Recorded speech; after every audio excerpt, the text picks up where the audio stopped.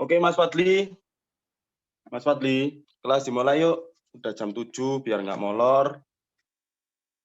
Iya.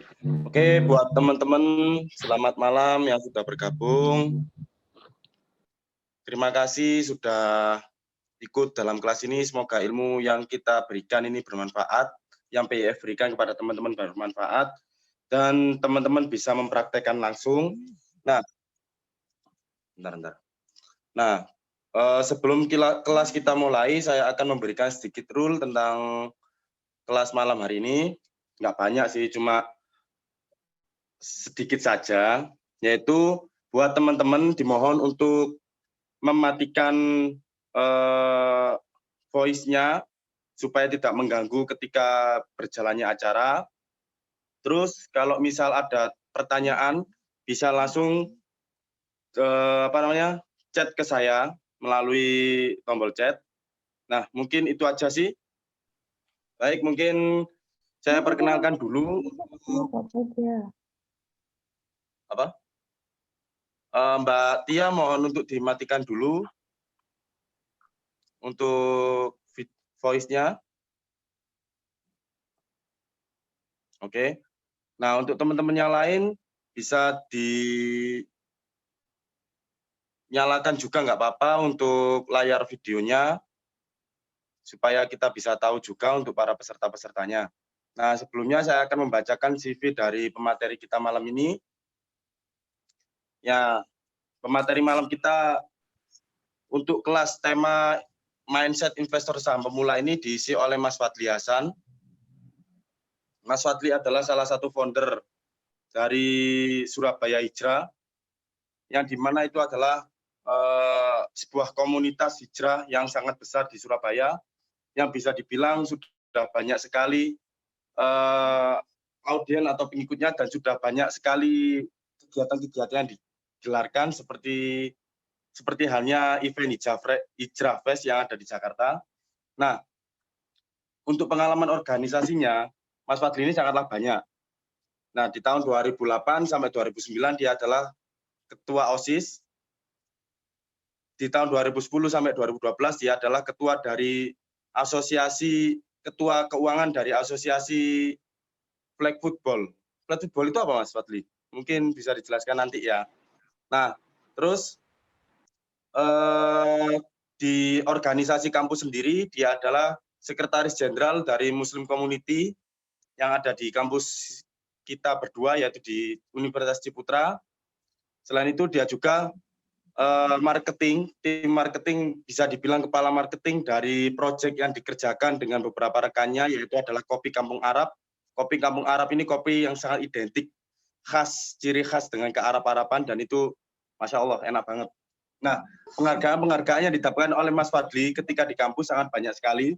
Mulai dia mendapatkan penghargaan dari semester 2, yaitu adalah Business Best Idea di UC, yang dimana semua pesertanya itu adalah satu angkatan dengan ide-ide yang sangat brilian, tapi salah satu proyek yang dikerjakan dia dengan beberapa temannya itu juga sangat terbaik.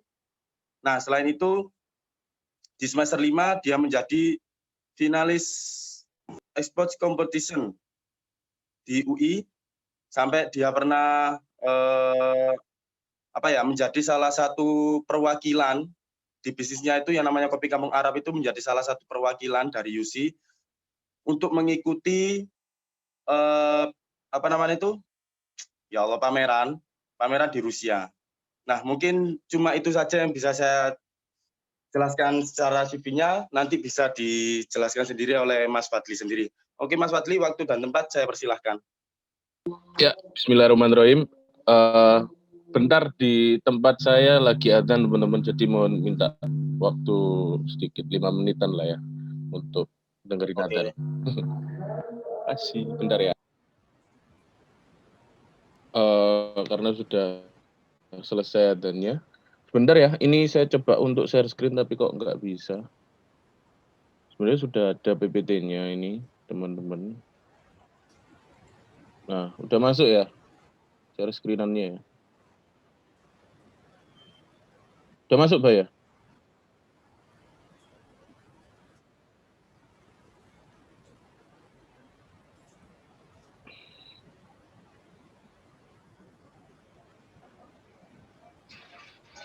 Bisa saya mulai ya ini? Halo, cek. Ya wis. Nggak ke-mute kan ini. Ya, bismillahirrahmanirrahim. Assalamualaikum warahmatullahi wabarakatuh. Alhamdulillah, terima kasih banyak atas kehadirannya teman-teman. Sebenarnya saya di sini juga masih belajar mengenai apa itu dunia saham, apa itu investasi, apa itu bursa efek dan sebagainya. Karena juga sebenarnya saya juga di sini dipaksa oleh Mas Bayu, yang sebenarnya saya di sini juga belajarnya ya ke Mas Bayu seperti itu. Jadi Sok loh. jadi di sini saya ini belum expert, jadi kita di sini sama-sama sharing, sama-sama belajar. Kalaupun nanti ada teman-teman di sini yang punya pengalaman lebih dari saya, monggo nanti nggak apa-apa kita sharing bareng-bareng. Kalaupun nanti ada penjelasan dari saya yang kurang paham ataupun ada yang salah, monggo diingetin langsung nggak apa-apa seperti itu. Nanti insya Allah ada sesi sharing-sharingnya ya bareng nanti sama Mas Bayu, karena memang Mas Bayu ini guru saya salah satunya di dunia saham. Karena saya masuk di dunia saham ini salah satunya gara-gara Mas Bayu seperti itu. Nah, tema kali ini kita akan bahas mengenai mindset investor saham pemula. Yang dimana mindset ini sangat penting, dan kalau orang ibaratnya adalah kita sama-sama renang. Ada orang yang bisa renang, ada orang yang nggak bisa renang. Sama-sama kecemplung, tapi satunya orang yang bisa renang, dia bisa mendapatkan manfaat ketika dia nyemplung ke kolam renang, dia renang dengan gaya bebas, gaya punggung, gaya katak, gaya batu mungkin ya. Tapi dia mendapatkan manfaat dari situ, kesehatan. Tapi kalau orang yang eh,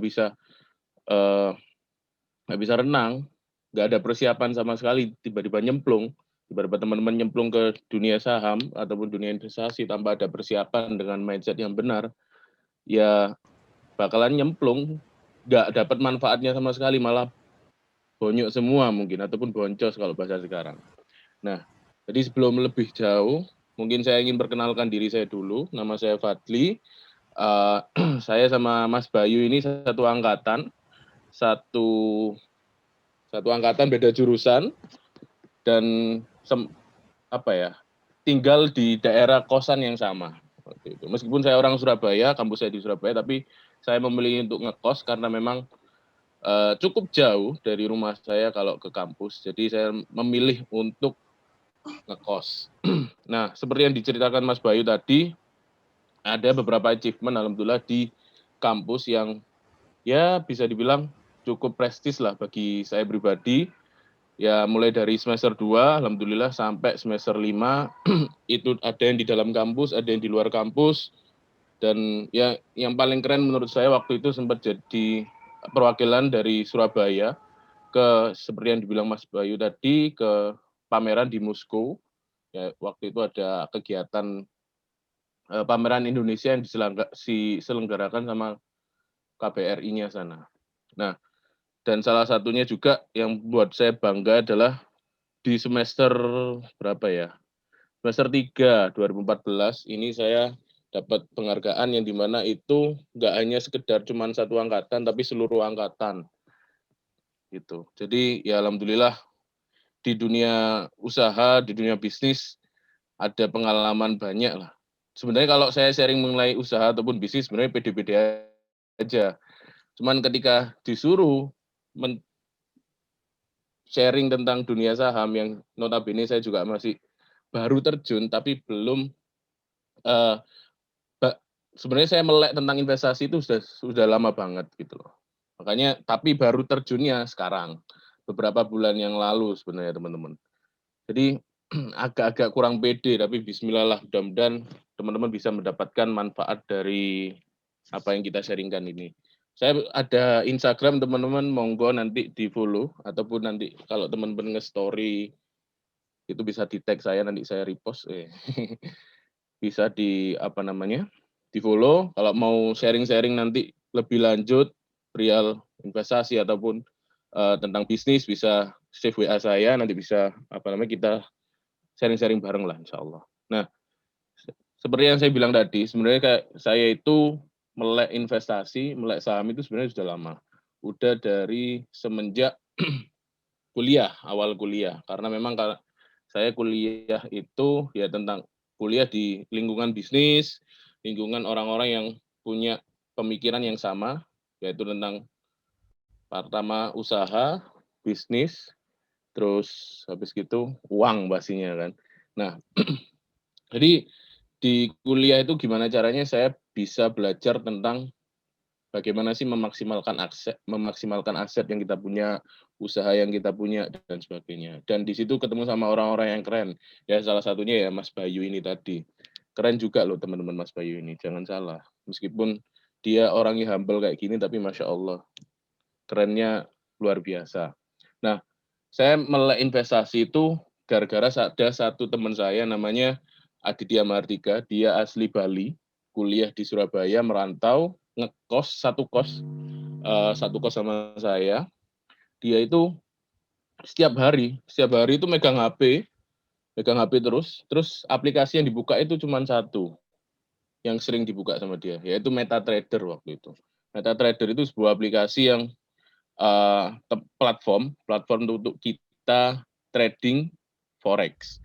Nah, di situ dia itu setiap hari buka, setiap hari nontonin nontonin apa namanya grafik, nontonin perkembangannya gimana dan sebagainya. Itu tiap hari, tapi memang dia belum terjun langsung waktu itu. Dia hanya sekedar cuman main yang versi beta waktu itu. Maksudnya versi yang bukan akun real waktu itu. Jadi dia masih latihan hitungannya. Jadi dia selalu latihan terus-terusan.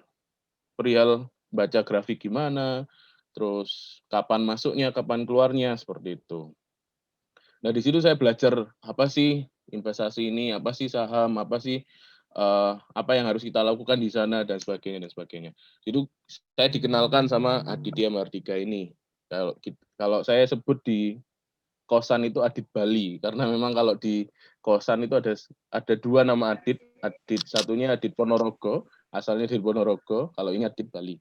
Nah, sampai sekarang pun alhamdulillah ketika saya sudah terjun di dunia saham ini, dunia investasi ini, saya tetap konsultasi ke dia karena ya saya anggap dia salah satu orang yang sudah expert lah.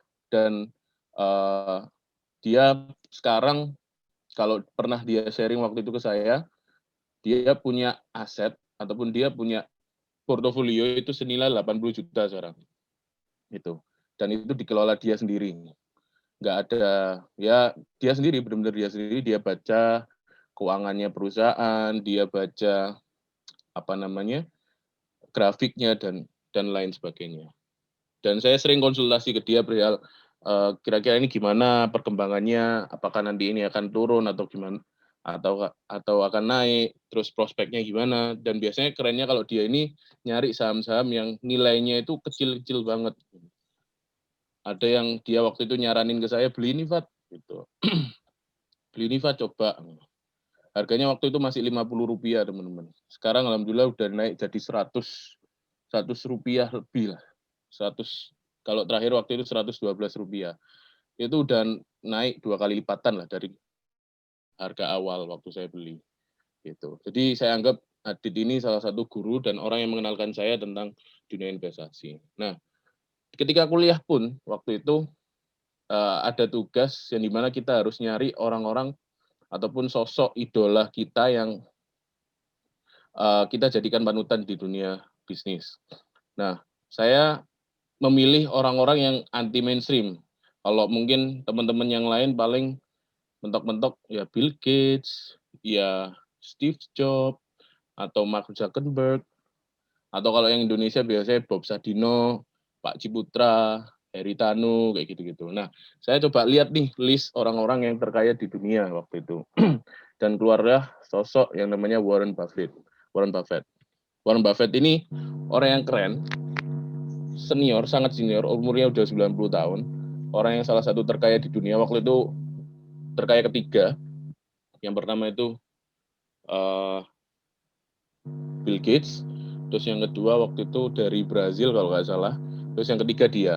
Nah, dia ini seorang investor, seorang pengusaha di dunia investasi yang punya mindset yang keren banget. Dan ini yang selalu saya pakai gitu loh. Dia itu orangnya nggak gopo ketika pasar lagi turun, harga lagi anjlok. Dia malah seneng kok. Dia malah seneng. Karena apa? Dia punya mindset adalah beli di saat harga hancur, jual di saat harga naik. Kayak gitu. Dan itu memang mindset seperti itu jarang dimiliki sama orang. Karena memang kalau di dunia saham, dunia investasi, kita tuh nggak pakai otak sebenarnya kadang-kadang. Kurang lebih 70% otak, 30%. Nah, 30% ini yang menentukan. Itu psikologis kita. Kalau psikologis kita bagus, kita bisa berpikir secara rasional. Kalau enggak, hancur. Nah, Warren Buffett adalah orang yang punya secara psikologis kuat, sabar, terus kritis. Nah, ini yang saya jadikan sosok idola, mulai dari awal kuliah sampai pun sekarang, seperti itu. Dan dia adalah seseorang yang humble, meskipun dia udah salah satu orang yang terkaya di dunia, tapi dia tidak mengurangi sisi apa ya? Dia nggak terlalu hedon lah, kayak misalnya orang-orang yang pamer, ya, apa namanya harga outfit lo berapa, misalnya sampai 300 juta, 500 juta dan sebagainya. Kan sekarang banyak tuh ya orang-orang yang suka pamer outfitnya, hartanya kayak gitu-gitu. Nah dia nggak gitu loh, meskipun dia orang yang terkaya di dunia, tapi dia nggak mau. Ini salah satu. Ada nanti saya tunjukin videonya dia di interview sama salah satu wartawan. Nah, di Warren Buffett sendiri dia itu punya net worth ataupun kekayaan kurang lebih 85 billion dollar. Ini bisa dibilang berapa? Triliun ya, Pak ya. Kalau miliar juta, miliar. 85 Miliar, miliar, miliar dolar. miliar. Miliar ya. Bilion miliar.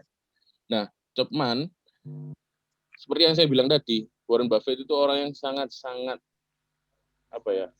Sangat-sangat sabar. Ini apa namanya? Bentar. Ini umurnya Warren Buffett, teman-teman. Ini umurnya Warren Buffett, ini kekayaannya. Ini keluar kan ya? Apa namanya? Nah, Keluar, Mas. di umur 15 tahun dia udah masuk ke dunia investasi dengan uang 6.000 dolar. Umur 19 tahun 10.000 dolar. Umur 21 tahun dia 20.000. Sampai umur 88 tahun baru dia mencapai nilai 85 dolar. 85 dolar. 85 billion dolar. Butuh berapa puluh tahun. Makanya saya bilang dia orang yang sangat sabar. Karena apa? Ya di dunia saham ini kita nggak bisa gopo. Harus benar-benar sabar, harus benar-benar teliti. Kalau nggak gitu, ya bonyok kitanya nanti.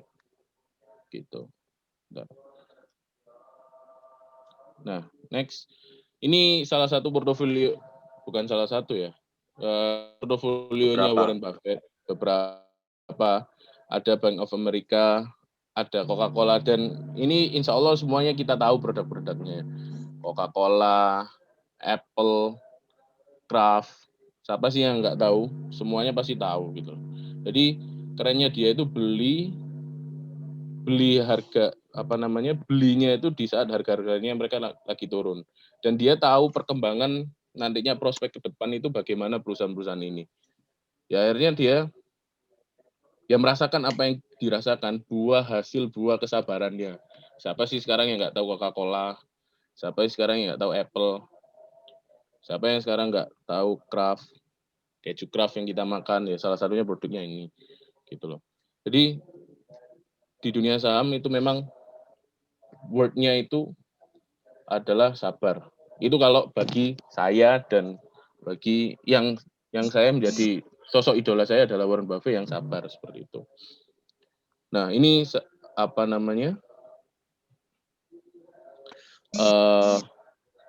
Wawancara Warren Buffett waktu yang saya bilang tadi tentang kesederhanaannya dia. Bisa diklik nggak ya? Bisa harusnya. Kok metu, Pak? Hah? Metu. Metu apa nih? Ya keluar dari PPT. Oh iya, lagi ngeklik video bentar. Nah ini. Keluar nggak videonya? Keluar. Nah ini waktu itu dia diwawancarai. Ini mobilnya Warren Buffett, teman-teman.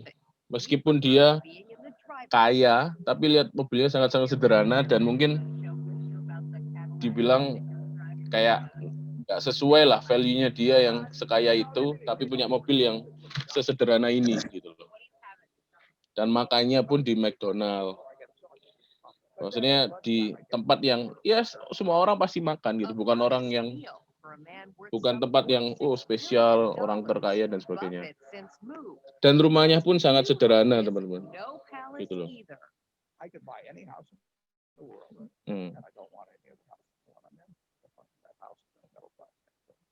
I'm happy in a pair of khakis and a sweater, so I don't need fancy clothes. I don't need fancy food. Do you have an iPad? I do not have an iPad. iPhone? No. Meskipun dia punya sahamnya Apple, tapi dia ngomong nggak punya iPad sama iPhone. Kerennya memang dia itu, kalau saya menilai sendiri, adalah orang yang sangat-sangat sederhana. Meskipun dengan kekayaannya dia seperti itu, tapi sekali lagi dia sangat sederhana. Dan yang itu mungkin tidak dimiliki banyak orang yang punya uang sekarang ini, seperti itu. Dan next, nah ini adalah salah satu wawancara Jeff Bezos. Jeff Bezos ini yang punya Amazon.com, dan sekarang menjadi orang yang terkaya di dunia. Lagi balapan ini sama Tesla, Elon Musk. Dia nanya si Jeff Bezos ini kepada Warren Buffett. Warren, kenapa kok cara strategi investasimu itu sangat simpel? Kenapa kok nggak banyak orang yang tinggal copy paste aja? Gitu. Terus dia ngomong, Warren Buffett-nya, because nobody wants to get rich slow. Karena nggak semua orang mau menjadi kaya dengan cara yang lambat.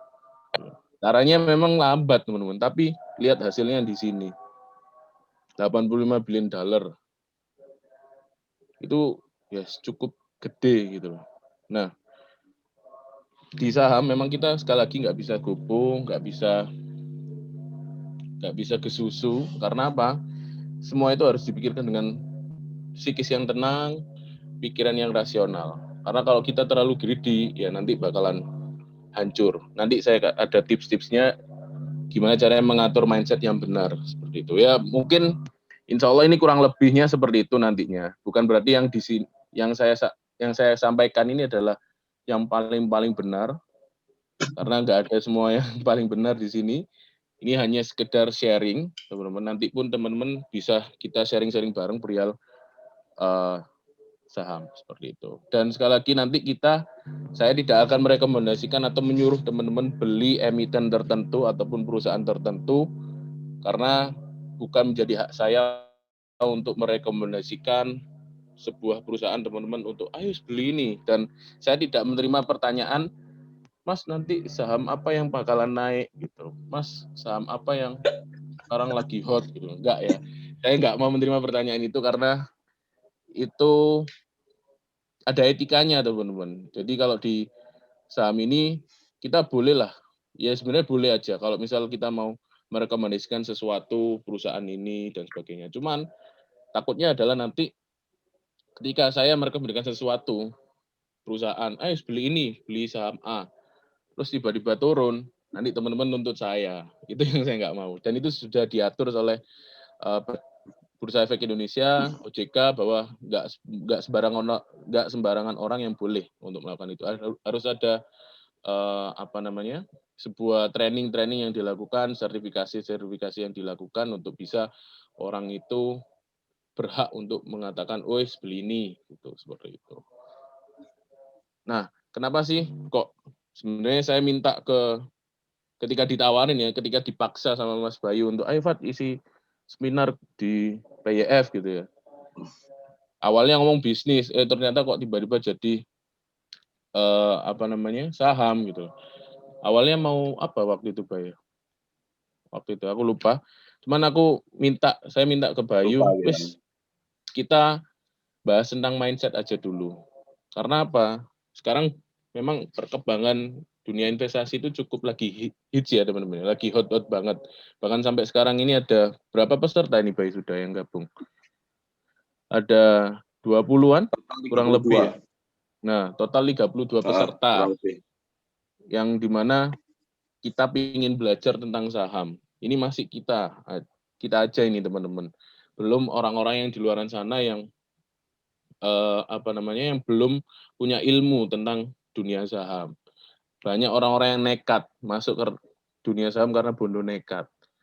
Nggak punya ilmu. Seperti saya bilang tadi di awal, kalau misal kita berenang, tapi ada ilmunya, kita akan mendapatkan manfaat di situ. Tapi kalau kita berenang tapi nggak ada ilmunya, kita yang hancur. Bisa tenggelam, bisa semaput, bahkan bisa meninggal. Worst case skenario-nya. Sama di dunia saham juga seperti itu. Kita nggak hanya bisa bodoh nekat, tapi harus punya ilmu dan mindset yang benar. Terus ada waktu itu beberapa kejadian, bulan Januari pertengahan kalau nggak salah. Itu banyak orang-orang yang rela utang untuk beli sebuah emiten dan berharap dia bisa menjadi kaya, gitu loh. Itu yang salah. Makanya dan juga yang terakhir adalah tidak punya mindset yang benar.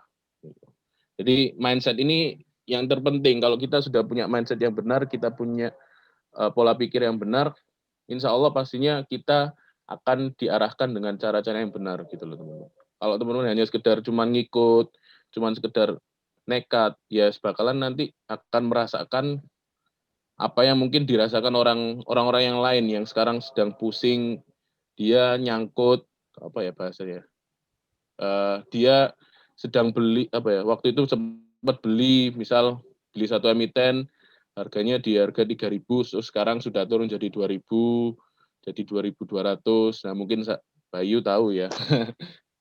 Gitu. Jadi banyak yang terkecoh gitu loh. Jadi kenapa kok saya request materi ini aja gitu loh. Karena memang pertama dari segi ilmu saya juga belum dalam. Terus yang kedua juga saya nggak mau lagi, ataupun setidaknya dari acara ini bisa terkurangi lah orang-orang yang hanya sekedar nekat, terus nggak punya mindset yang benar di dunia saham seperti itu. Nah ini saya bilang tadi adalah orang-orang yang hutang waktu itu. Yang saya bilang di sini rela hutang untuk beli sebuah emiten. Ini kalau nggak salah dia nge-DM orang, siapa itu lupa saya namanya. Terus dia ngomong, boleh nggak minjem uang 100 juta untuk merubah hidup saya. Saya ingin beli sebuah emiten Antam sama BRI Syariah sampai bulan Maret ini. Saya yakin ini adalah momen untuk membeli saham ini. Saya saat ini hanya memiliki uang 8 juta di Antam. Saya harap uang 100 juta yang saya pinjam ini bisa menjadi titik balik saya dan istri saya untuk memulai keadaan yang jadi lebih baik. Ini Antam ini teman-teman, memang kemarin lagi hot-hotnya. Lagi hot-hot banget gitu loh. Sempat naik 1.000, terus jadi sekarang 2.000, bahkan sampai pucuk 3.000 waktu itu. Karena memang ada sedikit prospek yang bagus. Cuman ketika orang beli di harga 3.000, gak enak nulis sih. Orang beli harga 3.000, kan sekarang harga Antam itu udah 2.000. Bayangin dia uang 100 juta nanam di Antam di harga 3.000, terus sekarang ternyata Antam turun di harga 2.000. Udah rugi berapa? Dia yang niatnya mau kaya, bukan tambah kaya, malah tambah miskin. Ditambah ini uang utang. Memang dunia saham itu sangat, ya kurang lebih sama kayak bisnis gitu. Semua itu ada resikonya. Dan resiko ditanggung masing-masing, nggak bisa ditanggung berjamaah. Apalagi kayak gini, kalau bisnis mungkin kita bisa barengan ya. Misal saya sama Bayu, buat bisnis bareng, terus ternyata rugi. Ya kita ruginya bareng-bareng. Tapi kalau saham, meskipun kita masuk bareng-bareng ya, saya sebenarnya sama Bayu itu punya emiten Antam. Kita masuk bareng-bareng gitu loh. Tapi cuannya beda, terus cara penyikapannya juga beda, terus keluarnya juga beda-beda gitu loh. Nah, jadi ini ditanggung masing-masing gitu loh. Jangan sampai terus teman-teman karena pingin cepet kaya, terus habis itu rela hutang hanya untuk beli satu emiten yang sedang naik seperti itu. Itu yang salah teman-teman. Jadi jangan sampai ada pemikiran-pemikiran seperti ini. Kalaupun ada, ya nggak apa-apa gitu loh. Asal teman-teman tahu resiko yang dihadapi nantinya. Gitu. Nah, yang pertama adalah masuk ke mindset. Kita di sini bukan main saham ya. Mungkin teman-teman sering dengar ataupun berbincang ngobrol sama teman-temannya, ayo kan nggak main saham ta. Terus beberapa kali saya juga ditanyain sama teman saya, Fat, kamu main saham ya? Nah, sebenarnya bukan main saham, teman-teman, tapi investasi saham. Karena kita di sini bukan main monopoli gitu loh. Kita di sini bukan main pakai uang daun, tapi uang beneran. Yang dimana uang beneran ini ya kita bisa tahu nyarinya nggak gampang gitu loh. Nyarinya susah. Banyak orang di luaran sana, apalagi dengan kondisi corona seperti ini, yang kemarin sempat di PHK, dirumahkan, gajinya dipotong 50% dan sebagainya. Usaha banyak yang bangkrut.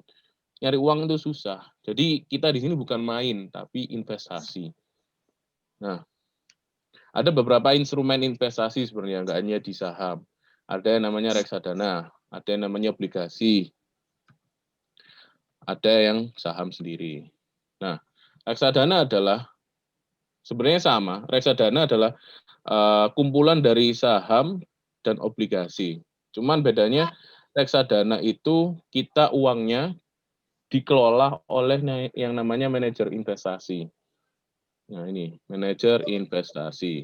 Jadi uang kita dikumpulin, misal saya nih manajer investasi, teman-teman ada 30 orang di sini yang naruh uangnya ke saya putar lagi uangnya itu ke beberapa tempat, ada yang di saham, ada yang di obligasi, seperti itu. Jadi teman-teman nggak ngurusin kenaikannya berapa, baca grafiknya gimana dan sebagainya. Itu saya yang lakuin. Nanti kita hanya sekedar sharing profit nantinya, seperti itu.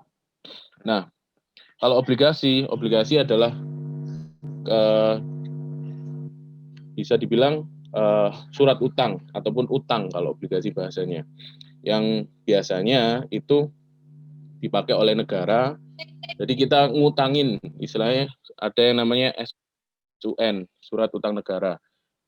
Dan itu kita sebagai rakyat bisa memberikan hutang ke negara. Jadi daripada negara utang ke luar negeri, mendingan kita kan ngasih utang ke negara kan. Dan nanti di situ kita akan mendapatkan bunganya. Cuman memang nggak sembarangan orang yang bisa mendapatkan akses untuk beli obligasi. Makanya kadang-kadang orang yang nggak bisa di obligasi, larinya ke sini, ke reksadana. Karena di reksadana salah satunya ada obligasi. Nah, saham sendiri adalah suatu kepemilikan atas suatu perusahaan. Jadi ketika kita membeli sebuah saham atas sebuah atau suatu perusahaan, kita hanyalah membeli sebagian dari perusahaan tersebut. Jadi kita ikut andil ke dalam kepemilikan perusahaan tersebut, meskipun cuma 0,0001%. Tapi setidaknya kita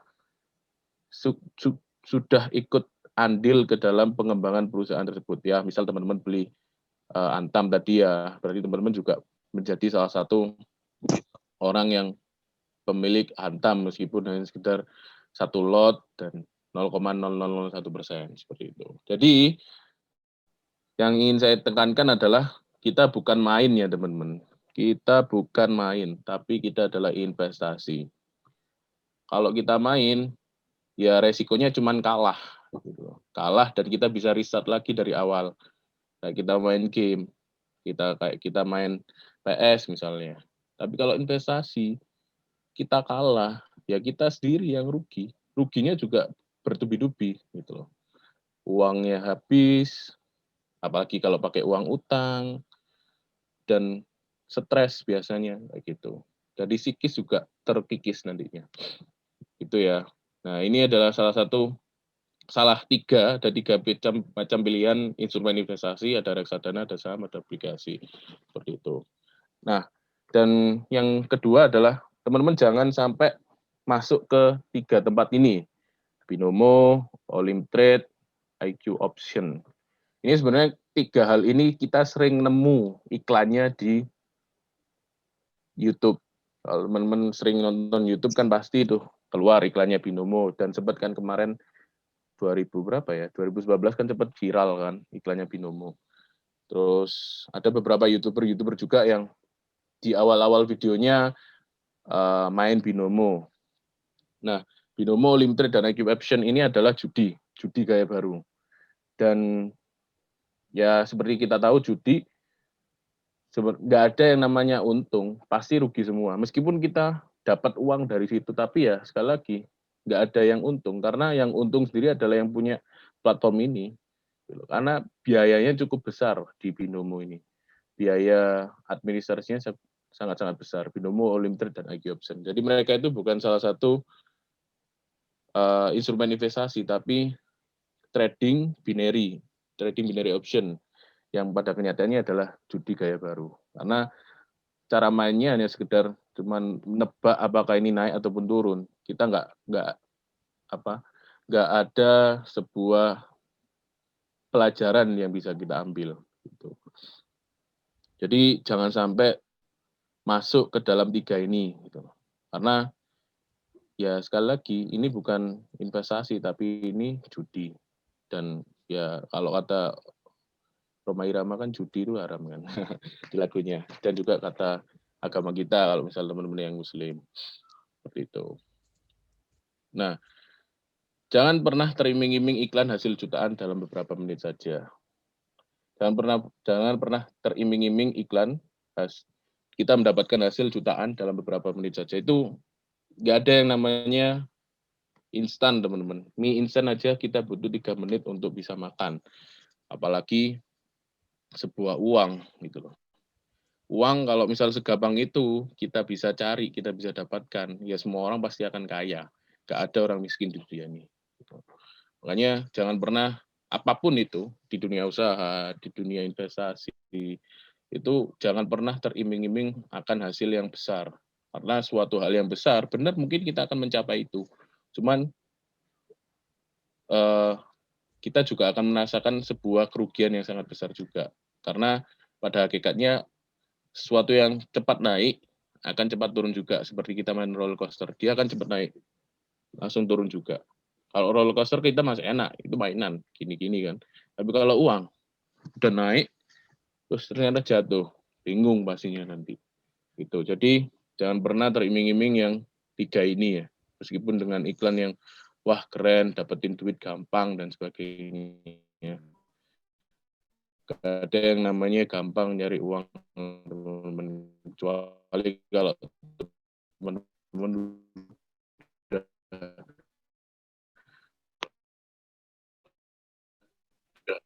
udah jadi ya. Nah, jadi insya Allah mudah-mudahan teman-teman di sini bisa jadi orang-orang yang crazy dan juga rich juga seperti itu. Nah, masuk ketiga, temukan sosok idolanya teman-teman. Gitu. Banyak pilihan-pilihan idola yang dimana kita bisa mengcopy paste, kita bisa tahu cara gaya berpikirnya mereka ketika sedang dalam transaksi investasi.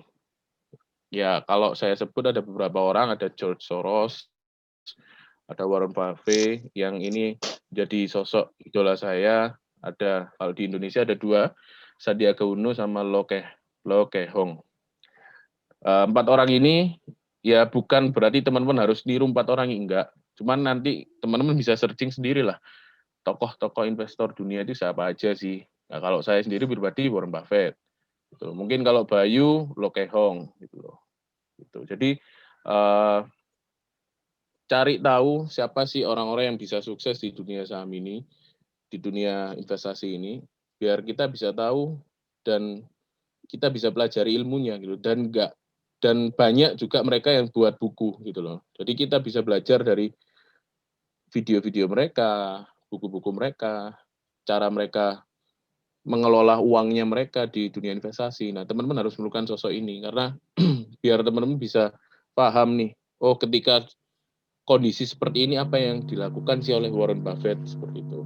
Dengan kondisi yang corona kayak kemarin itu, apa yang dilakukan sama Warren Buffett? Saya tahu pasti yang dilakukan Warren Buffett adalah pasti akan membeli saham-saham yang sedang turun gitu. Mungkin sama juga seperti Lo Kehong.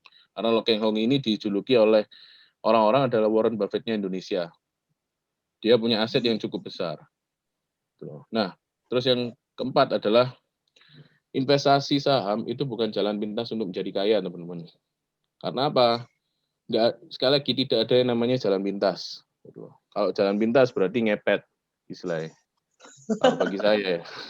Karena ini bukan tempat untuk kita mencari ataupun mempercepat kita untuk kaya gitu. Nggak ada. Investasi saham ataupun nanti teman-teman kalau menjadi trader ya, kan kalau di dunia investasi ini ada dua ya tipenya ya. Ada yang investor, ada yang trader. Kalau investor itu memang mencari aset perusahaan yang bagus. Kalau trader mencari hasil ataupun uang dari sebuah perusahaan ataupun emiten. Cuman sekali lagi itu bukan jalan pintas. Karena di dunia investasi kita itu sebenarnya tujuannya adalah untuk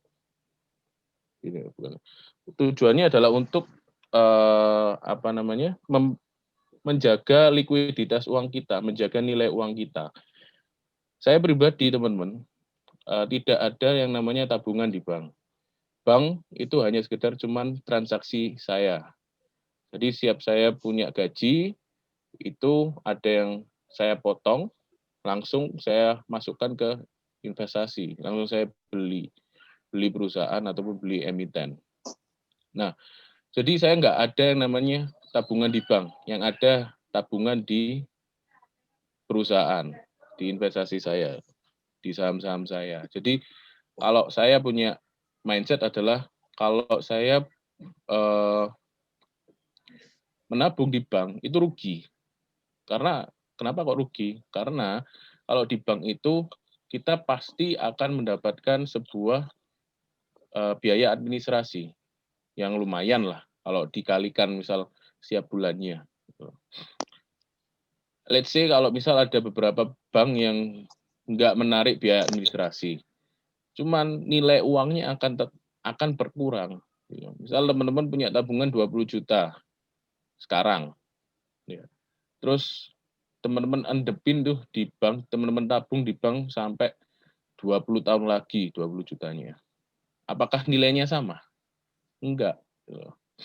Karena 20 juta sekarang sama 20 juta besok, 20 tahun lagi, bisa aja berkurang nilainya. Beda nilainya. Sama kayak sekarang kita nih. Kita sekarang bawa uang 100.000 ke mall. Kalau sekarang ya mau baru beli makan aja udah habis 50.000 paling ya kalau di mall. Kalau 80.000 Kak. Nah, 80.000 bahkan ada. Kalau dulu bawa uang 100.000, terus lumayan, udah makan, udah nonton, udah beli baju mungkin. Jadi nilai mata uang itu pasti akan turun semakin lama. Dan juga ada yang namanya inflasi. Nah, kalau di investasi ada peluang turun memang, ada peluang uang akan turun. Cuman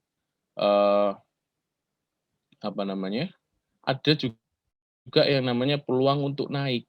Kalau di bank nggak ada peluang untuk naiknya, pasti turun. Karena apa? Ada biaya administrasi. Jadi, bagi saya, investasi saham adalah cara saya untuk menabung dan juga menjaga nilai uang saya agar tidak tergerus oleh waktu. Misal saya sekarang punya uang tabungan 20 juta di sekuritas saya, di investasi saya. Bisa jadi 200 juta kalau saya diemin. Karena apa? Saya taruh di sebuah perusahaan-perusahaan yang menurut saya bagus-bagus, gitu loh. Dan bahkan bisa lebih dari 200 juta, gitu loh. Padahal istilahnya uang diem, kita nggak ngapa-ngapain di situ. Makanya saya paling suka adalah kalau misalnya ada orang-orang yang nanya ke saya, mending nggak usah ada tabungan di bank, tabunglah di sekuritas ataupun investasi. Karena sama kok, kita bisa kalau di investasi saham nggak ada jangka waktunya.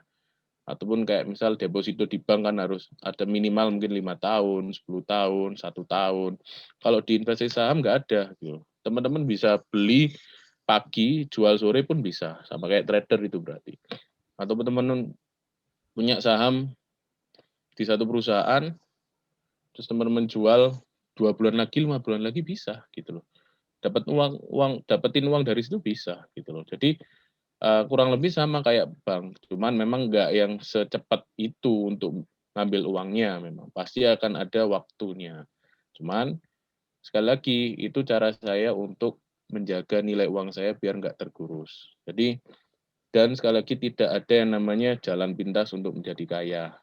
Ya, jadi investasi saham itu bukan jalan pintas.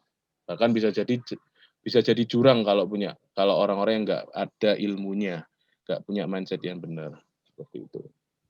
Yang kelima adalah mindsetnya kita harus punya kedisiplinan terhadap keuangan pribadi. Kalau saya, seperti saya bilang tadi, saya punya gaji setiap tanggal, kalau saya gajian tanggal 25. Setiap tanggal 25 uang turun, langsung saya pisahkan, teman-teman. Jadi di awal saya itu keluarin uang saya kurang lebih 50% untuk pribadi saya, 30% untuk orang tua, dan 20% untuk investasi. Jadi langsung saya bagi. Kurang lebih nanti caranya seperti ini. Gitu. Jangan lupa kalau misalnya ada teman-teman yang gajian, itu jangan lupa untuk dizakatkan, disedekahkan, agar teman-teman bisa lebih berkah lagi seperti itu. Dan kalau ada hutang atau cicilan, ambil dari uang itu tadi. Dan pokoknya jangan sampai uang tabungan kita, uang investasi kita itu menjadi uang sisa. Misal teman-teman gaji 5 juta. Teman-teman pakai dulu 3 juta untuk kebutuhan belanja. Sisanya 2 juta. Ataupun sisanya bahkan bisa jadi 500.000. Eman gitu. Jadi kalau bisa, mulai dari sekarang, teman-teman harus menemukan ataupun keluar angka nih. Harus teman-teman identifikasi. Selama 1 bulan itu teman-teman punya ataupun mengeluarkan uang berapa untuk kebutuhan pribadi. Gitu loh. Nah, misal, ternyata pengeluaran pribadi saya 1,5 juta setiap bulannya. Udah kos, udah makan, udah beli bensin dan sebagainya. Itu untuk keluaran pribadi 1,5 juta, gaji 5 juta. Berarti ada kurang lebih 3,5 juta, ya kan, untuk tabungan. Nah, terus diidentifikasi lagi, apakah punya utang, apakah orang tua butuh juga. Nah, kalau bisa kasih gitu loh. Misal dari 3 juta itu teman-teman ngasih 2 juta untuk orang tua. Sisa 1,5 juta. Nah, 1,5 juta itu teman-teman tabungin gitu. Langsung teman-teman tabung. Dapat uang langsung tabung, dapat uang langsung keluarin. Keluarin untuk pertama itu tadi untuk sedekah, untuk zakat, terus untuk untuk orang tua. Kalau ada utang ya bayar utangnya jangan lupa. Terus habis itu untuk investasi dan yang paling terakhir adalah sisakan untuk belanja. Jadi teman-teman di situ sudah punya mindset bahwa pegangan uangku cuma 1,5 juta. Karena kalau teman-teman nggak melakukan cara ini, otomatis teman-teman akan berpikir, uang di bankku masih ada 2 juta nih, wis santai, bisa hedon macam-macam nantinya. Jangan gitu, langsung habisin di awal dan sisanya buat belanja, kayak gitu, buat kebutuhan pribadi. Jadi teman-teman harus punya kedisiplinan perihal keuangan pribadi. Jadi biar enak gitu, tiap harinya pasti ada uang keluar untuk investasi. Entah itu 1 juta, entah itu 500.000, entah itu 100.000. Kalau bagi teman-teman yang masih belajar, kan biasanya kalau belajar pasti ada yang dikasih jajan nih sama orang tua, paling 1,5 juta atau 2 juta mentok-mentok mungkin ya. Nah, itu langsung keluarin aja untuk investasi gitu loh. Apalagi yang masih muda gitu loh. Umur 15 tahun, umur 17 tahun, sama kayak Warren Buffett tadi. Semakin cepat kita masuk, semakin cepat juga kita mendapatkan hasilnya. Sama kayak kita nanam pohon gitu loh. Nanti insya Allah kita akan mendapatkan hasilnya seperti itu. Nah, terus yang keenam adalah pakai uang dingin, teman-teman ya. Sekali lagi, uangnya ini bukan uang yang kita pakai untuk kebutuhan sehari-hari gitu loh. Makanya dari awal harus teman-teman pisah. Gitu. Jangan sampai uangnya ini uang teman-teman untuk misal kayak tadi ya, hutang, ataupun bahkan ada beberapa kasus uang yang dia pakai untuk investasi adalah uang yang untuk dia bayar kuliah. atau uang yang dia pakai mau untuk nikah. Udah uangnya berkurang, nggak jadi nikah nanti itu akhir-akhirnya. Gitu loh. Makanya pakai uang dingin ataupun uang yang teman-teman anggap uang hilang. Kalau aku ya, kalau saya pribadi menganggapnya adalah uang hilang karena sejatinya uangnya nanti akan turun. Sebuah turun itu kepastian, sebuah kepastian. Kalau naik itu berkah. Jadi bagi saya anggap ada beberapa teman jangan uang hilang lah, uang simpenan, uang dingin gitu. Tapi kalau aku uang hilang karena biar apa? Ketika uangnya ini turun ataupun nilainya ini nanti turun karena perusahaannya turun, harganya turun, saya nggak bingung karena memang saya sudah menganggap ini adalah uang hilang seperti itu. Nah sama, pokoknya adalah intinya uang yang teman-teman investasikan itu anggap aja uang yang nggak uang sisa gitu loh, uang yang benar-benar nggak teman-teman pakai. Jangan sampai pakai uang yang teman-teman pakai untuk kebutuhan sehari-hari gitu. Rugi nanti teman-teman. Itu ya. Sekali lagi anggap uang yang kamu investasikan adalah uang hilang. Karena sejatinya adalah turun itu sebuah kepastian, naik itu berkah. Bagi saya seperti itu. Entah nanti kalau teman-teman punya mindset beda lagi nggak apa-apa. Yang terpenting adalah pakai uang dingin, guys itu. Jangan pakai uang bayar SPP kuliah, uang apa mana ya?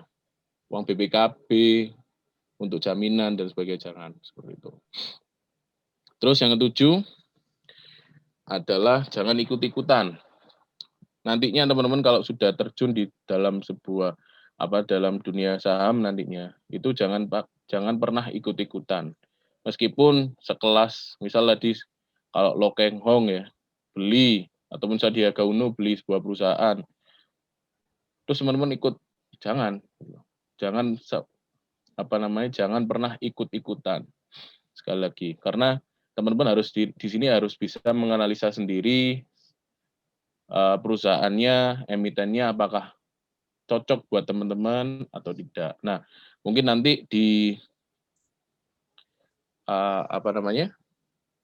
di pertemuan yang lain nanti mungkin Mas Bayu akan mendatangkan pembicara yang keren gimana cara menganalisa sebuah perusahaan seperti itu. Nah, yang intinya adalah jangan sampai ikut-ikutan karena ada beberapa kasus yang kemarin sempat viral ya, kayak Raffi Ahmad, sekelas Raffi Ahmad sampai Ari Lasso juga waktu itu sempat mengiklankan sebuah, jadi ngendorse-nya sekarang itu bukan ngendorse produk, tapi ngendorse emiten saham. Ada satu emiten yang mereka nggak berapa lama, banyak orang yang masuk, ternyata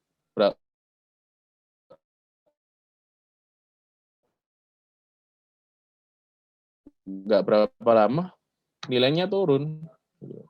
Terus yang investasi, dia ngomong ada satu saham yang bakalan naik nih, harganya sekarang masih 300, ini saya prediksi akan naik jadi 1000. Nah, akhirnya banyak tuh orang-orang yang masuk, naruh uangnya di situ. Ketika harganya udah sampai 500, turun sekarang jadi 200, sudah jadi 300 sampai 200-an. Udah rugi berapa orang-orang itu? Iya kalau yang dia pakai adalah ataupun uangnya masih kecil, masih 1 juta, 2 juta.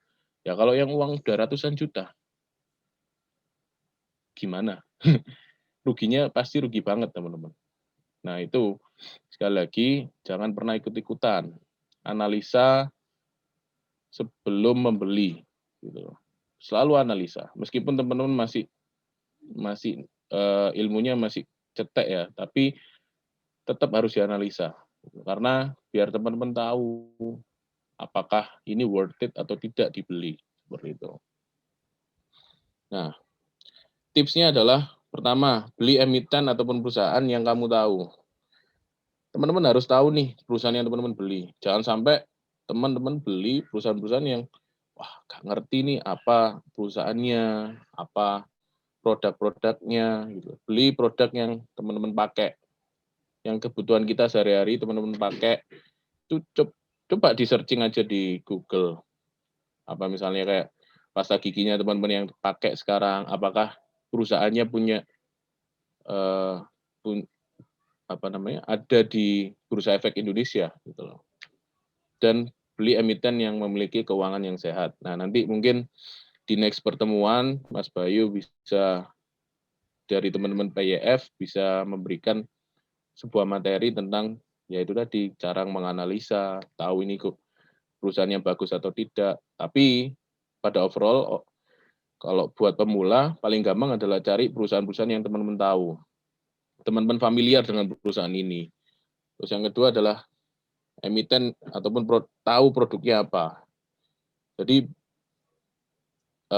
teman-teman nggak beli kucing dalam karung, tapi teman-teman tahu perusahaannya, teman-teman tahu produknya, bahkan teman-teman pakai gitu. Sama aja berarti teman-teman pakai produknya teman-teman sendiri. Nah, misal pasta gigi teman-teman pakai pasta gigi kalau saya sebut Pepsodent ya, itu kan punyanya Unilever. Teman-teman punya nih perusahaan Unilever nanam saham di Unilever, berarti teman-teman pakai produk teman-teman sendiri. Dan nantinya setiap emiten ataupun perusahaan ini pasti akan, ya nggak pasti sih, ada beberapa perusahaan yang nggak ngasih, tapi biasanya kebanyakan perusahaan-perusahaan tersebut ngasih dividen ataupun keuntungan gitu loh. Nah, berarti dengan membeli produk Unilever, teman-teman bisa balik modal gitu loh. Dengan cara beli produknya, beli perusahaannya, dapat untung dari perusahaannya juga. Jadi nggak tangan kosong teman-teman belinya. Seperti itu. Tapi sekali lagi ini bukan rekomendasi ataupun sebuah, ayo beli Unilever misalnya, enggak. Tetap harus dianalisa, tetap harus teman-teman analisa sendiri ya tentang perusahaan-perusahaan yang saya sebut tadi. Mungkin ada Antam, ada Breeze, ada Unilever. Itu teman-teman harus bisa menganalisa sendiri nantinya. Terus jangan serakah teman-teman. Jangan pernah serakah. Orang-orang yang menang di dunia saham adalah bukanlah orang-orang yang pintar, tapi orang-orang yang bisa mengendalikan emosi dan nafsunya. Nah, seperti saya bilang tadi dari awal, teman-teman harus sabar gitu loh. Psikisnya, mentalnya itu harus kuat. Jangan sampai melihat, oh ini lagi turun nih, waduh ya apa uangku gini-gini bla bla bla segala macam. Kalau teman-teman yakin perusahaannya itu bagus, perkembangannya bagus, keuangannya bagus, secara corporate good governance-nya juga bagus, meskipun dia turun pasti nantinya akan naik teman-teman. Jadi sabar aja gitu loh. Jangan serakah. Terus melihat misal nih lagi naik, kemarin Antam naik-naiknya dari harga 1.000, saya kalau saya boleh buka nih ya, harga Antam saya sekarang 1.000. Sekarang harganya 2.000. Kemarin sempat nyentuh harga 3.000. Kemarin lagi naik banget gitu. 2.000 naik 2.000, naik 2.500. Saya sama Bayu ngomong, "Ya apa iki Fat, tuku manik gak lagi naik iki, lagi naik," gitu, ya kan. Saya bilang santai gitu loh, santai gitu. Gak usah bingung, nanti lah mudun-mudun dewe. Terus kemarin juga Antam pas lagi turun juga sama, Bayu bingung, "Ya apa iki, didol lah gak iki, dijual apa enggak iki? Iki mudun iki ngene." Santai gitu loh. Sempet turun, sempet naik gitu loh. Makanya jangan serakah gitu loh. Dan sekali lagi harus punya mindset adalah ketika turun itu yang waktunya beli gitu.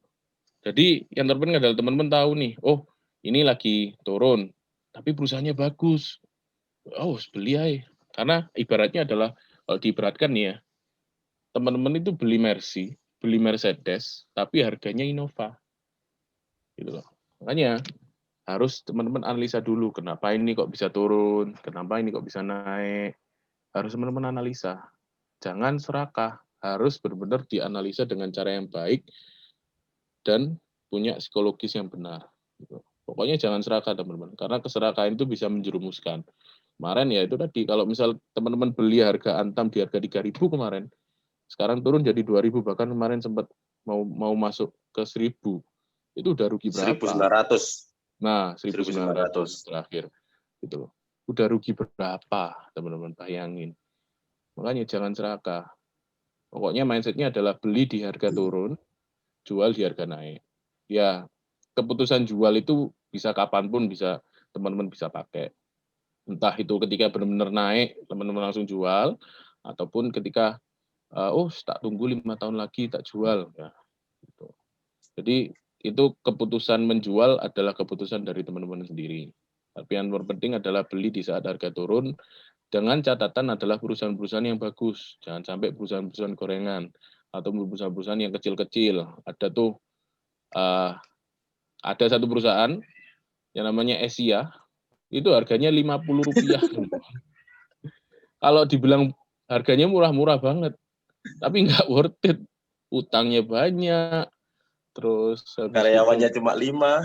Nah, kalau teman-teman searching di Google Asia, itu karyawannya cuma 5, teman-teman. Utangnya banyak, karyawannya 5. Saya sama Bayi itu sempat diskusi, ini ngapain aja sehari-hari di kantor gitu. 5 orang perusahaan untuk nanggung utang triliunan rupiah gitu loh. Itu 5 komisaris semua, Pak. Nah, 5 komisaris semua itu kayaknya. Jadi tetap harus dianalisa dulu apakah perusahaannya bagus, perkembangannya bagus, cuman memang lagi turun, nggak apa-apa, beli aja sikat gitu loh. Tuh, pokoknya jangan serakah. Tetap harus disiplin secara keuangan, jangan over budget. Kalau ada uang cuman 500.000 ya nggak apa-apa, 500.000 itu continue, yang penting istiqomah teman-teman, yang penting continue gitu loh. Jangan sampai teman-teman, ini lagi naik nih, ini lagi turun, tak beli bismillah.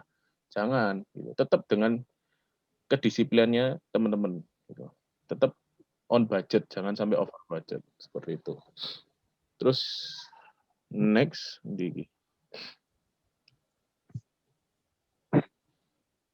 nggak bisa ya. Nah, itu tadi ya, beli di saat harga turun, jual ketika harga naik, jangan sebaliknya. Mindsetnya harus benar. Kalau ini mindset yang teman-teman pakai, insya Allah pasti akan sukses. Ya, saya belum bisa merasakan juga sekarang ya. Cuman ini yang saya dapatkan dari beberapa teman-teman saya, dari beberapa guru-guru saya yang selalu saya ikutin, bahkan selalu diwanti-wanti beli itu di saat harga turun. Mindsetnya harus dibenerin, beli di saat harga turun, jangan kebalik. Itu. Next, yang terakhir, ini mungkin yang terakhir, ini adalah yang terpenting adalah investasi leher ke atas. Itu yang paling penting, teman-teman. Beli buku tentang saham dan investasi, follow akun-akun sosial media yang sekarang lagi naik-naiknya, dan yang mengedukasi kita tentang real dunia investasi, gitu loh. Jadi investasi layar ke atas ini yang terbaik. Baca bukunya, baca kisah-kisahnya mereka-mereka yang teman-teman jadikan idola. Jangan saya loh ya jadikan idola, bahaya. Saya masih belum apa-apa. Jadi follow akun-akun sosial media yang mengedukasi kita ataupun konten kreator yang mengedukasi kita tentang real dunia saham. Ada kok beberapa, kayak misal kalau saya sebut itu ada @ngerti_saham. Itu teman-teman bisa ikutin. Ada highlight-nya, biasanya kalau dia ditanya, Min, gimana sih caranya masuk ke dunia saham ini, dunia investasi? Ikutin highlight nomor 0 sampai 13 biasanya gitu. Jadi follow aja @ngerti_saham, terus ada, kalau saya biasanya follow @Nizar Imam juga, itu orang Indonesia. Dia sebut dirinya sendiri adalah value investor yang kurang lebih sama kayak Warren Buffett. Dia juga idolanya dia juga Warren Buffett dan saya juga. Jadi insya Allah kurang lebih cara berpikirnya juga sama dan juga dari dia. Jadi selalu baca dan selalu nyari ilmunya. Jangan sampai udah ngerasa paling pinter, paling jago nih aku udahan. Jangan, tetap belajar. Karena kalau kata Jeff Bezos, dia selalu bilangin ke karyawannya, kalau di stock market atau pasar saham, itu jangan kalau ketika ada suatu perusahaan naik 30% dan kita ataupun nanam investasi di perusahaan tersebut, kita bukan berarti 30% lebih pintar daripada orang lain. Ataupun kalau saham itu turun 30%, bukan berarti kita lebih butuh 30% daripada orang lain. Yang terpenting adalah kita bisa belajar di situ. Ini turun kenapa, naiknya kenapa, baca buku. Ada beberapa buku yang kalau misal saya bisa direkomendasikan ada yang namanya Intelligent Investor. Itu bukunya gurunya Warren Buffett. Itu teman-teman beli aja, Intelligent Investor. Terus kalau ada lagi Rich Dad Poor Dad karya Robert Kiyosaki, itu juga bagus. Jadi baca buku, beli bukunya teman-teman. Seperti itu. Itu aja mungkin dari saya Mas Bayu. Insya Allah bisa kita masuk ke sharing-sharing. Kalau ada pertanyaan, monggo bisa Oke. ditanyakan secara teks ataupun secara langsung voice atau gimana Mas? Monggo. Oke, ini udah ada yang chat masuk ke saya. Ini ada beberapa pertanyaan yang sama Mas ya. Ini tak jadikan satu aja ya. Oh iya. Oke, pertama dari Mbak Loli, ini ada 2 pertanyaan dan juga dari student 115 itu pertanyaannya hampir sama. Nah, kalau dari Mbak Loli gini, Mas Wadli, di Pandaan ada salah satu koperasi dengan sistem simpan pinjam, misal deposit 100.000, nanti setiap bulan nasabah dapat uang 10.000 per bulan. Kalau di deposito 1 juta kita bisa dapat 100.000 per bulan. Lah, menurut Mas Wadli, lebih aman mana dan lebih banyak mana yang kita dapat antara invest saham ataukah menabung di koperasi simpan pinjam? Itu pertanyaan pertama, dan ini yang gabung juga barengan loh ya. Dan kira-kira untuk pemula dengan uang jajan rata-rata 5.000 per hari, apakah bisa untuk masuk ke dunia saham, investasi saham atau nabung saham? Mungkin bisa dijawab dulu untuk Mas Wadli. Oh iya, siap. Terima kasih banyak Mas Bayu. Dan waduh, pertanyaannya cukup berat ini ya. Pilih mana nih antara koperasi ataupun investasi saham. Nah, sebenarnya dilihat dulu koperasinya apakah memang benar-benar amanah, benar-benar bisa dipegang omongannya. Karena takutnya adalah kalau ada beberapa koperasi yang nggak amanah gitu loh, gampang untuk tiba-tiba lari nih uangnya, dibawa lari seperti itu. Karena yang kita pakai adalah kita tanam di situ gitu loh. Tapi kalau di investasi saham, insya Allah aman karena nggak mungkin perusahaannya lari kan. Karena dia juga secara keuangan juga bisa teman-teman lihat track record keuangannya, balance sheet-nya, laporan keuangannya teman-teman bisa lihat di website gitu. Jadi tergantung nantinya apakah kalau memang dirasa aman ya nggak apa-apa, karena memang kalau koperasi ini kan benar-benar langsung turun ke rakyat ya. Jadi kita sama-sama bangun ekonomi rakyat, kita sama-sama bangun ekonomi teman kita, saudara-saudara kita yang memang lagi membutuhkan. Cuman yang terpenting adalah pastikan juga syariah gitu loh. Jangan sampai koperasi simpan pinjamnya nggak syariah. Nanti takutnya sama ya jatuhnya ke riba gitu loh. Ini kalau saya ya.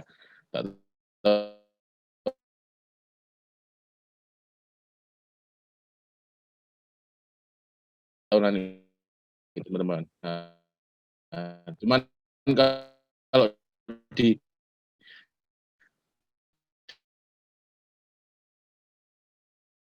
investasi saham, insya Allah juga ada perusahaan-perusahaan yang sudah dilabeli syariah.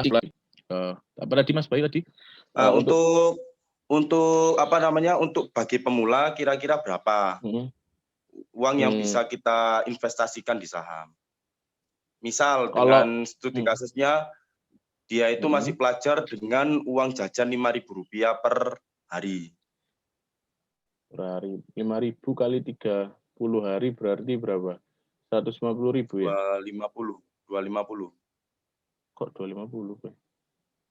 5 kali telu loh, 15 lah. Oh iya sih, 15 lah. Error kapan? Dan lebih 150.000 ya berarti. 150.000. Nah, kalau perlu juga nih 150.000 selama 1 bulan itu benar-benar mentok ataupun masih ada sisa gitu loh. Maksudnya apakah selain dari 5.000 itu teman-teman masih pegang uang gitu. Kalau memang masih pegang uang ya nggak apa-apa gitu. Tapi kalau 150.000 itu memang jatah jajannya teman-teman, ya bisa aja sih. Cuman nantinya nggak jadi satu bulan sekali untuk nabung ataupun masuk investasi. Tapi bisa aja 2 bulan sekali karena harus ditabung dulu nih 5.000 misal teman-teman jajannya dikurangi jadi 2.500 gitu. 2.500 kali 30 kali 60 lah. Nah, itu nanti bisa beli satu emiten biasanya. Karena memang kalau dibilang berapa minimalnya, nggak ada. Minimalnya tergantung perusahaan yang teman-teman beli. Misal teman-teman beli Sido Muncul, harganya Rp776. Itu satu lembar. Minimal kan beli satu lot. Satu lot itu sama dengan 100 lembar. Berarti butuh uang 77.000 sekian untuk beli sahamnya Sido Muncul seperti itu.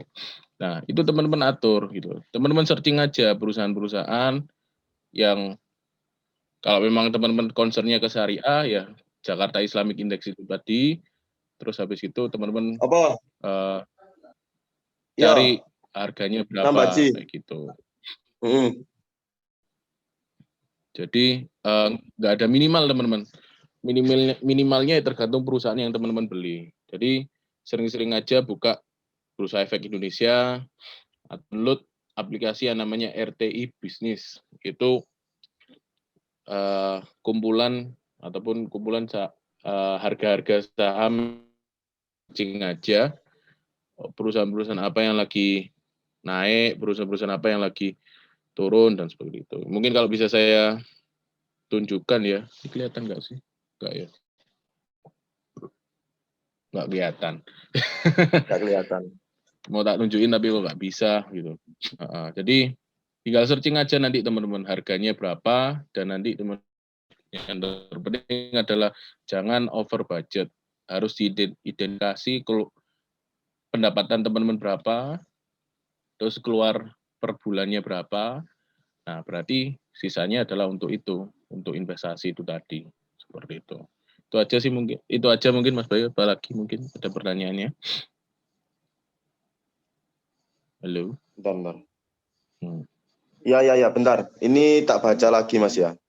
Nah, dalam memilih sebuah saham, kita itu membeli sebuah saham, apakah kita bisa lebih efektif mana kita membeli secara berkala atau langsung membeli banyak tapi kita target investasinya 5-10 tahun. Mungkin bisa di apa tadi?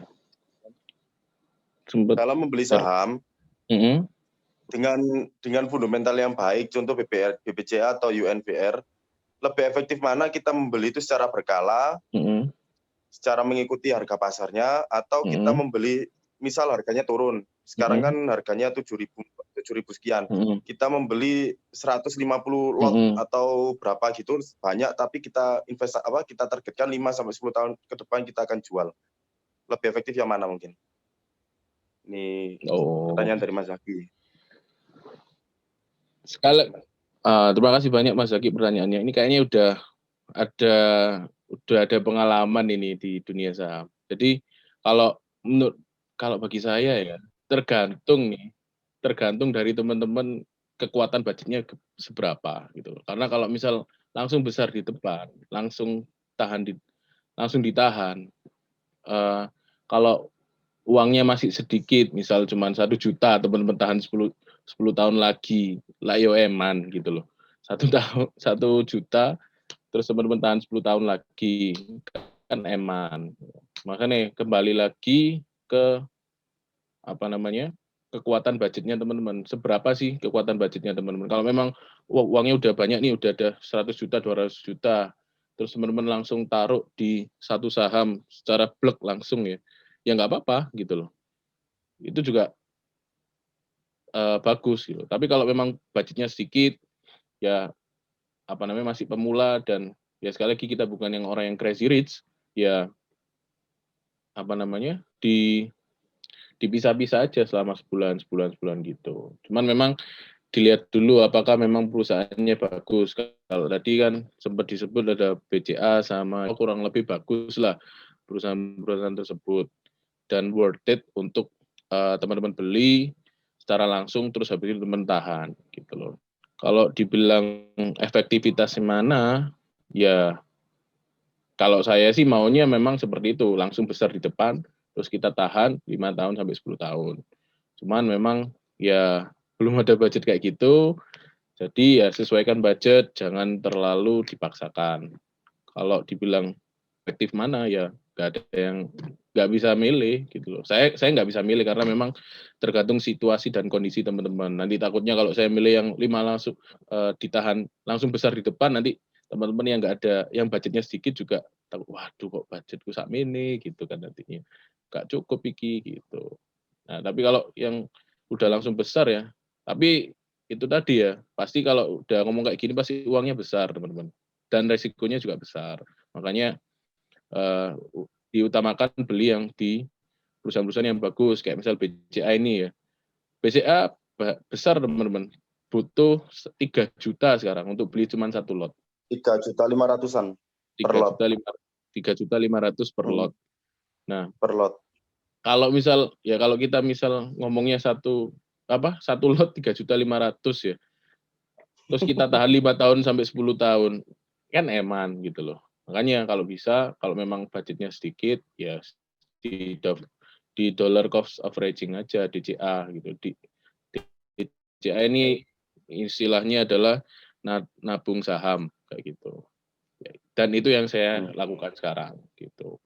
Seperti itu sih, Mas. Oke, ini mungkin pertanyaan terakhir. Jawab. Oke, ini pertanyaan terakhir dan dari terakhir. beberapa pertanyaan untuk sesi ini, kalau memungkinkan masih bisa ditambah kok. Nah, ini pertanyaan terakhir yang menarik sekali. Nah, seperti yang Mas Fadli tadi bilang kan sekarang kan sudah ada endorse emiten, ya toh. Nah, ada juga yang di iklan-iklan itu kan udah banyak yang kayak Money Game, Binomo, terus yang terbaru itu kan Bitup juga kalau nggak salah itu ya. Nah, itu kan mereka kan investasi ilegal. Tapi mereka itu udah memberikan testimoni yang sangat banyak. Kalau orang-orang ini udah sukses loh, satu hari pendapatannya sekian loh. Nah, itu kan banyak orang yang terjerumus kan. Nah, pertanyaannya, bagaimanakah langkah-langkah yang efektif agar tidak terjerumus oleh iming-iming tersebut? Karena hasil timbal baliknya itu gak masuk akal dan bagus. Dan kemudian bagaimana apabila kita sudah terjerumus, langkah apa yang bisa kita lakukan supaya kita itu bisa keluar dari jebakan mereka? Tapi kalau bisa sih ya nggak sampai boncos gitu sih Mas. Mungkin bisa dijawab. Pertanyaan dari Mas Erik Priyoga. Udah nyemplung, udah terlanjur nyemplung, nggak mau basah itu kan nih, nggak mau basah banget lah kira-kira. Ya, jadi pertanyaan yang bagus ini Mas Eri Prayoga. Jadi gimana caranya untuk menghindari dari iming-iming yang besar itu tadi ya? Ya jangan didengerin, itu paling simpel sih.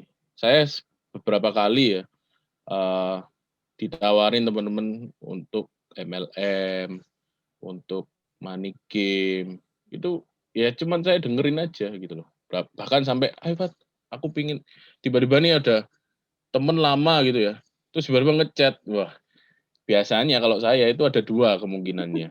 Antara dia mau minjam uang, mau ngutang, atau menawarin MLM. Itu wis pasti. Ujuk-ujuk, "Assalamualaikum Fat, ya apa kabarnya? Suwire gak ketemu. Ayo ketemu, aku pingin ngobrol perihal bisnis." Ada kayak gitu teman-teman. Jadi ya saya turutin aja, ya sekali lagi silaturahmi kan. Terus habis itu ternyata ya benar, dia nawarin MLM dengan iming-iming kayak gini bla bla bla. Nah, itu tadi caranya adalah teman-teman harus punya mindset yang benar gitu loh. Kalau teman udah punya mindset yang benar adalah uang itu nggak segampang itu biar dicapai, didapat.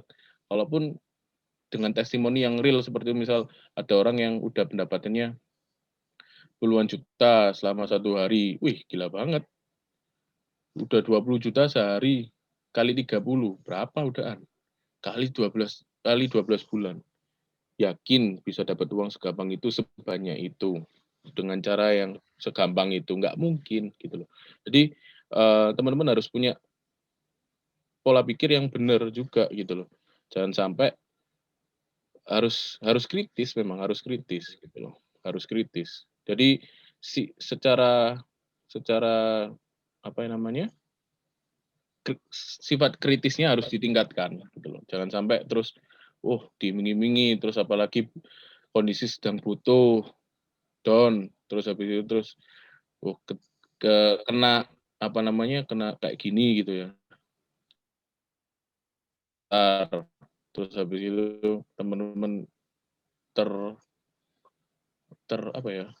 terayu dengan iming-iming itu, jangan gitu loh. Pokoknya intinya adalah teman-teman harus kritis. Nggak segampang itu nyari uang kan, nggak segampang itu dapetin uang. Kalau bisa semua orang dengan cara yang seperti itu pasti akan kaya. Semua orang pasti, teman-teman. Tapi buktinya kan enggak, masih ada orang-orang miskin yang ada di dunia ini.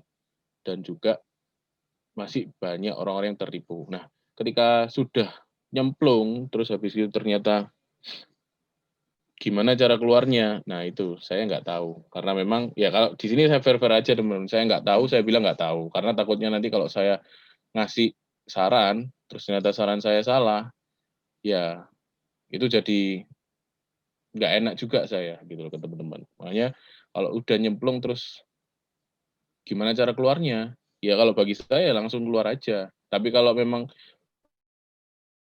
udah nyemplung terus nggak mau terlalu boncos ya caranya gimana? Saya nggak tahu. Karena setiap MLM, setiap money game itu sistemnya berbeda-beda. VTube juga berbeda. Kan yang lagi hot sekarang kan VTube nih. Nonton iklan dapat uang. Ada satu teman saya yang kena gitu loh. Ya saya udah berapa kali ngingetin gitu.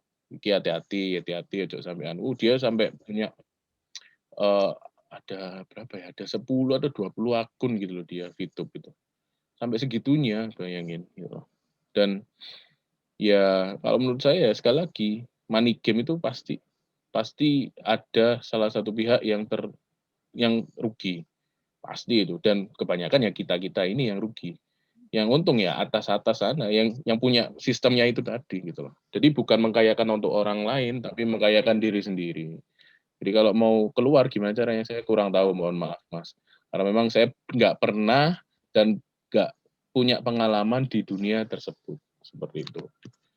Itu aja mungkin Mas Bayu, ada lagi mungkin Oke, yang mungkin ditanyakan. Kok kayaknya karena saya lihat waktu sudah banyak. menunjukkan pukul 8:30. Gimana, masih mau dilanjut apa lanjut pertanyaan? Ini ada satu pertanyaan sih. Ada Wah, dua, ada apa dua. tuh? Monggo nggak apa-apa sih. Kalau Ada aku dua sih pertanyaan. Mau santai aja. Mau kita sampai pagi aja lanjut nggak ya? apa-apa. Saya capek, Anda Jangan, puas. Mas. Gimana? Oke. Jadi gini. Jangan. Ini ada pertanyaan dari Mas Lung Prilianto Budiman. Malam Mas, antara reksadana saham dan invest ke saham langsung sebaiknya yang mana untuk jangka panjang? Jadi reksadana atau saham? Dan untuk pembagiannya berapa persen? Termasuk jenis reksadana pasar uang misal dan pendapatan tetap, terutama di tengah pandemi seperti ini. Itu untuk pembagian proporsinya mungkin. Iya. Untuk Paham. jangka panjang. Oke, terima kasih banyak Mas Lung Prilianto Budiman, Masya Allah. Jadi pertanyaannya adalah lebih baik mana reksadana saham ataupun investasi saham yang langsung, Mas.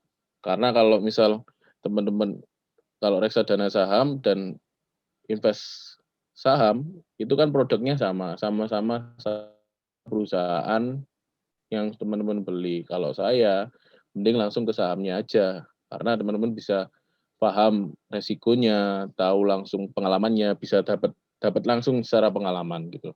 Dan ilmunya pasti akan nambah.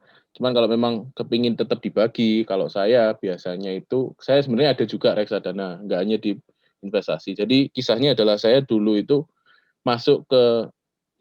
benar-benar masuk ke dunia saham itu baru 2020 Oktober. Cuman sebelum itu saya sudah ada reksadana saham, teman-teman. Ada reksadana dan kebanyakan reksadana saya itu nggak di reksadana saham, tapi reksadana pendapatan tetap ataupun reksadana obligasi itu. Nah, saya lebih memilih di reksadana pendapatan tetap karena secara kenaikan itu lebih stabil gitu. dan kalau turunnya itu nggak turun-turun banget gitu. Jadi kalau pasar uang, reksadana pasar uang itu kalau menurut saya ya kenaikannya itu kecil banget. Kayak trit ceret gitu. Kalau reksadana pendapatan tetap itu lumayan lah. Naiknya itu stabil meskipun yang ya moderat gitu loh. Moderat kalau secara apa namanya? Secara apa ya dibilang secara anunya masih moderat gitu, nggak terlalu agresif kalau yang pendapatan tetap. Jadi kalau jenisnya, kalau saya rekomendasikan ya mending yang pendapatan tetap, reksadana pendapatan tetap yang syariah, karena insya Allah naiknya lumayan dan nggak turun-turun banget. Turun-turunnya pun ya nggak separah yang di saham gitu loh. Jadi kalau saya sih dua reksadana pendapatan tetap sama investasi saham langsung kayak gitu. Karena memaksimalkan aset. Kalau kata Menteri Ekonomi kita, orang luar sama orang Indonesia itu sebenarnya sama. Sama-sama kerja keras, sama-sama punya kerja, sama-sama pinter. Cuman bedanya adalah kalau mereka itu asetnya jalan. Kitanya kerja keras, asetnya juga kerja keras gitu. Jadi dapatnya dua. Tapi kalau kitanya kerja keras, asetnya diem, bahkan turun. Kita lebih senang dengan membelikan uang kita di hal-hal yang secara nilai pasti turun. Kayak misal mobil yang mewah, handphone yang mahal, itu pasti aset-aset yang turun, teman-teman. Dan kita sudah kerja keras, banting tulang sana-sini, ternyata kita pembelikannya ke aset-aset yang nggak maksimal. Kayak beli baju langsung ratusan juta, puluhan juta, beli tas puluhan juta, beli make up yang mahal-mahal. Nilainya berkurang gitu loh, nggak bertambah, eman di situ. Jadi bagi saya, maksimalkan aset sebisa mungkin. Dan kalau saya, menurut saya, yang paling worth it kalau di reksadana adalah pendapatan tetap, seperti itu. Itu sih, Mas Bayu, jawaban saya. Oke, mantap ya. Ini yang terakhir, kayaknya udah nggak ada lagi pertanyaan. Mas, dari Mas Andri, kalau kita ikut dana pensiun atau DPLK atau reksadana dengan tujuan jangka panjang untuk beli rumah, nantinya apakah portion 100% untuk saham itu sudah benar? Ataukah perlu kita bagi portion 50% ke pendapatan tetap atau pasar uang? Mungkin aku belum pernah masuk ke reksadana sih. Jadi mungkin Mas Fadli bisa mencerahkan sedikit dari Masya pertanyaan Allah, ini. mencerahkan. Masa depan saya masih belum cerah ini.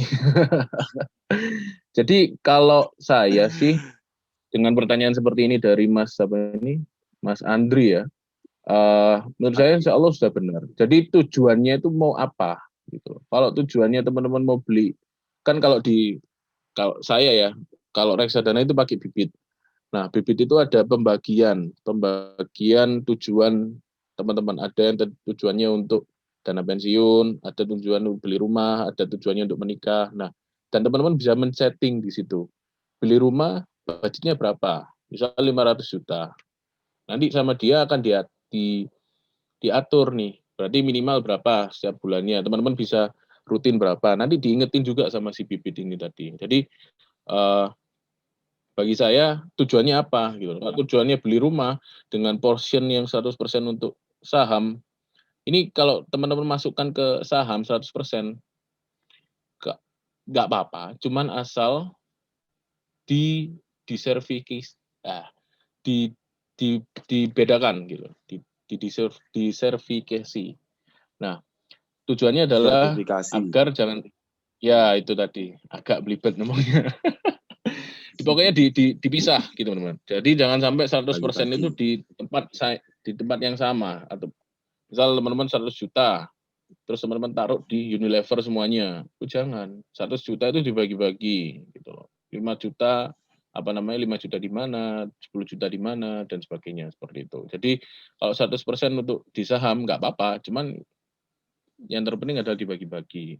Dibagi-baginya pun jangan di sektor-sektor yang sama gitu loh. Kalau teman-teman punya misal mau nanam nih terus teman-teman bagi, udah bener dibagi tapi di sektor yang sama, misal di BCA, di Bank Mandiri, di Bank BNI, lah podo ae gitu. Karena nanti perkembangannya sama, kurang lebih mereka naiknya bareng-bareng, turunnya juga bareng-bareng. Nah, kalau bisa dibaginya itu sesuai sektor-sektor yang ada. Gitu loh. Misal ada yang consumer goods kayak Unilever ataupun Sido Muncul. Terus kalau di bank, misal di Bank BCA ataupun Bank Jatim. Terus di sektor properti ada Ciputra, ada Pawon, terus macam-macam lah. Kali kalau bisa itu dibagi-bagi. Dan sekali lagi meskipun saya menyebutkan ini, bukan berarti saya merekomendasikan. Tetap teman-teman harus di analisa. Gitu. Tapi apakah perlu kita bagi porsinya 5% saham ataupun 5% ke pendapatan tetap atau pasar uang? Saya rasa sih untuk memaksimalkan aset itu lebih baik nggak usah kalau saya ya, karena tujuannya adalah beli rumah, sudah jelas beli rumah gitu, dan butuhnya itu juga banyak pastinya kan. Nah, jadi kalau bisa dibagi di apa namanya, nggak apa-apa 100% di saham, tapi dibagi-bagi. Tapi kalau tetap ingin dibagi dengan ada yang di investasi, ada yang di reksadana, ya coba 70-30, 70 di saham, 30 di pendapat di reksadana, seperti itu. Itu sih, Mas Bayu.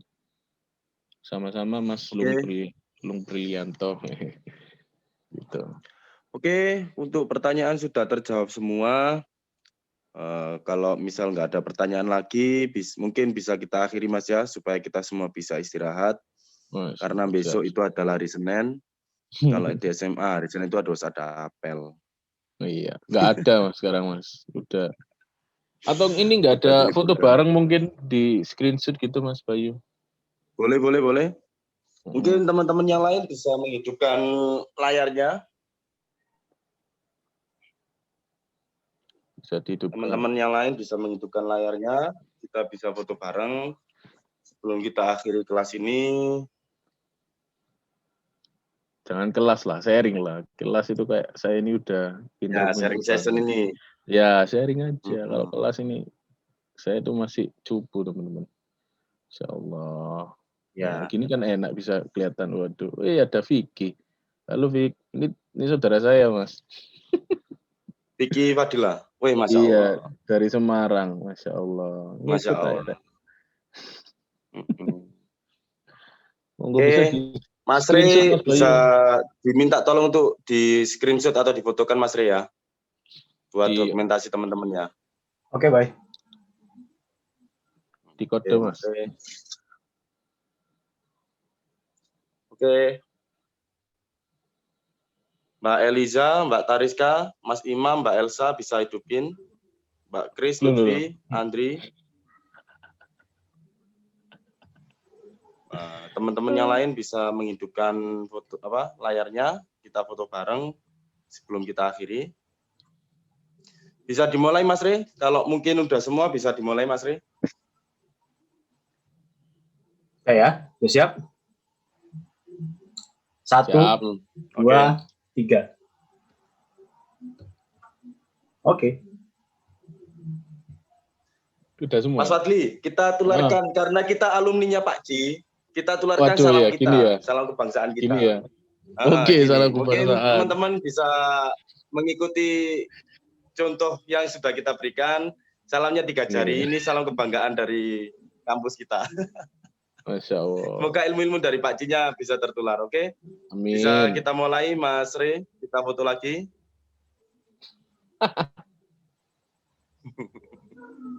1, 2, 3. Oke. Terima kasih banyak teman-teman PYF, sukses selalu. Terima kasih Mas Fadli atas ketersediaan waktunya bisa sharing di acara kita malam ini. Insya Allah next kalau ada event lagi tentang dunia persahaman atau dunia perbisnisan, Mas Fadli bisa kita undang lagi. Nah, untuk teman-teman yang lain, nah setelah ini kita tutup, kita kembali lagi ke grup, nanti bisa fotonya kita share di sana, sama materinya akan dari Mas Fadli akan saya share di sana. Oke, sekian dari saya sebagai moderator. Sekian, wassalamualaikum warahmatullahi wabarakatuh. Dadah. Waalaikumsalam warahmatullahi wabarakatuh. Terima kasih banyak teman-teman. Warahmatullahi Sehat wabarakatuh. selalu. Ya, sehat selalu.